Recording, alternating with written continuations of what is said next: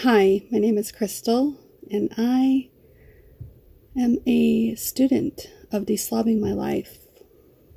I'm learning as I go, so I call myself the deslob student.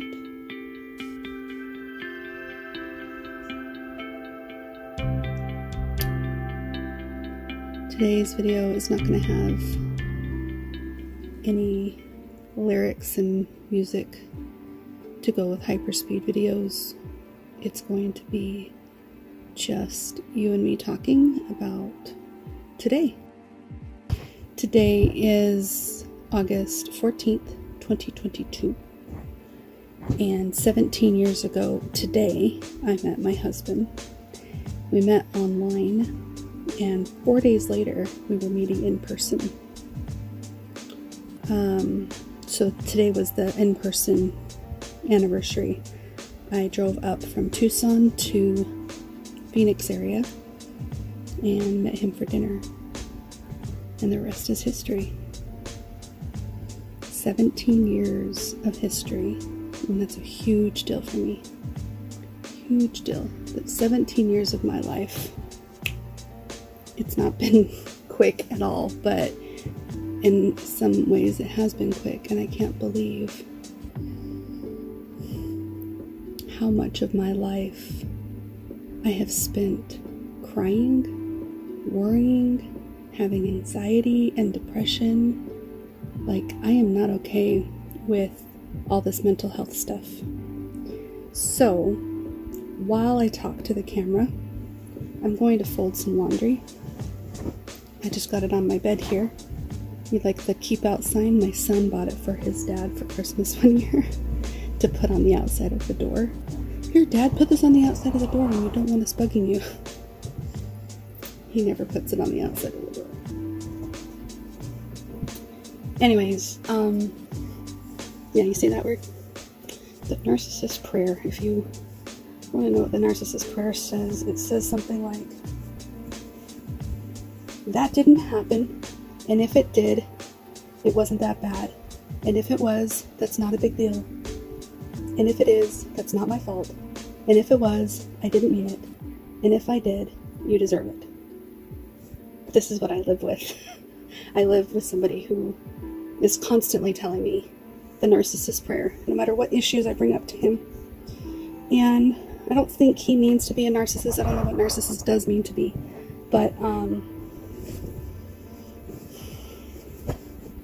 I've been miserable for a long time. And I thought that I had figured my life out by moving out of his house last year, but I couldn't keep it up financially because the market and economy just went crazy. So I moved back in to be with my children and try to give my marriage another chance. And my husband has good days and he has bad days, and I am still on the fence. However, something I am noticing is that my therapist told me that he's treating me for OCD. And not your typical OCD where I have to have everything perfectly in a row, or I have to wash my hands a million times, or flip on and off a light switch, or lock or unlock a doorknob. Like, it's not the kind of OCD that you would typically see portrayed in movies and TV shows. The type of OCD that I have is intrusive thoughts, obsessive thinking, and excessive worrying, where it's interfering with my daily life. And I think I am obsessed with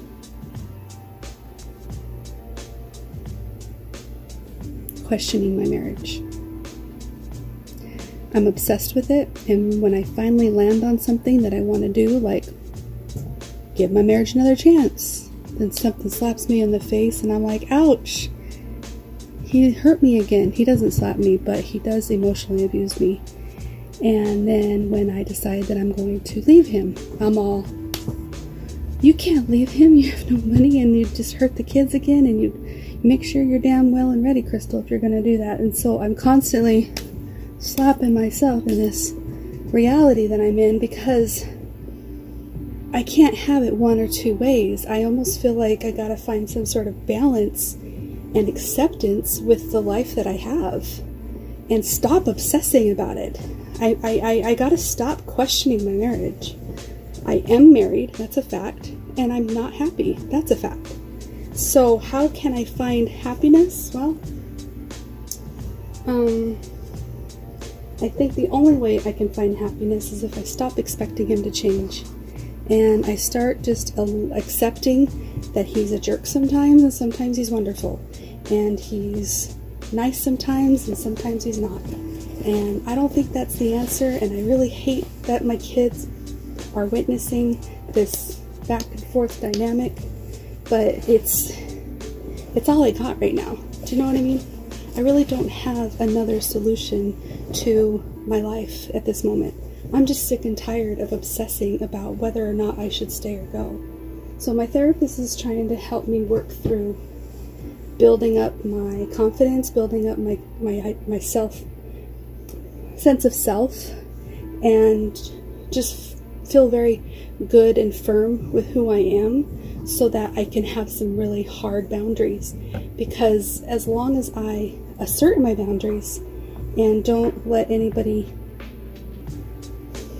manipulate me or gaslight me into a different experience, then I might be able to survive this marriage this time around. Now, is this too much information? Am I sharing way too much with you?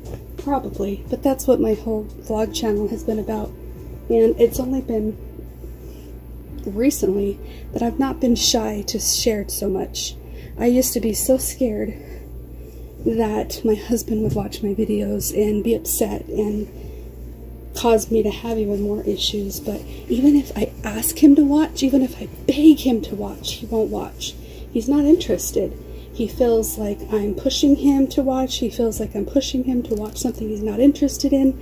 He seriously has not put any thought or consideration into really truly into truly seeing how he has not put any thought or consideration into seeing how I truly feel.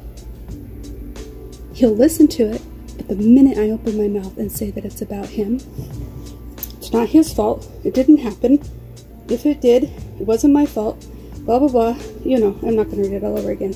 But I cannot have a relationship with this man, but I do. I do. And here I am with my husband and my kids in this house that I don't want to be at, and yet here I am.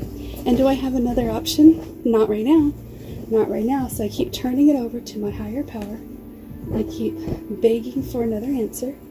And if by the time you see this I have a different answer, then I will probably say so in the description. Otherwise, I've written some poems, and I'll be sharing them throughout here and there, and I have most of everything on my blog, and you're welcome to go back and just look at the history. But who wants to watch all my drama? I sure don't. I don't like watching all my drama. I lived it. And I guess the reason why I share it is because I have searched high and low for a situation similar to mine. I have searched high and low to someone out there willing to share their story so that I didn't feel so alone and so unique. I felt like I was the only one stupid enough to stay in a relationship that hurt me this badly. But if you are also in a relationship that hurts you and you feel so alone, please know that I'm here and I'm your friend, and you can create an anonymous YouTube account and we can chat if you don't want your information out there, you don't want stuff to be tracked. I mean, I totally get it. You might have the type of husband that's watching your every move. Luckily, my husband has stopped the snooping. He's not really interested in what I'm doing or saying, but he sure as heck doesn't want me watching guys on movies or in public with their shirts off. That's still an issue for him. It's so stupid. Okay, I'm done rambling. I thought this was going to be a more positive video, but I'm also done with my clothes, so I'm going to go put them away now. Thank you so much for listening, and I will talk to you later. Bye!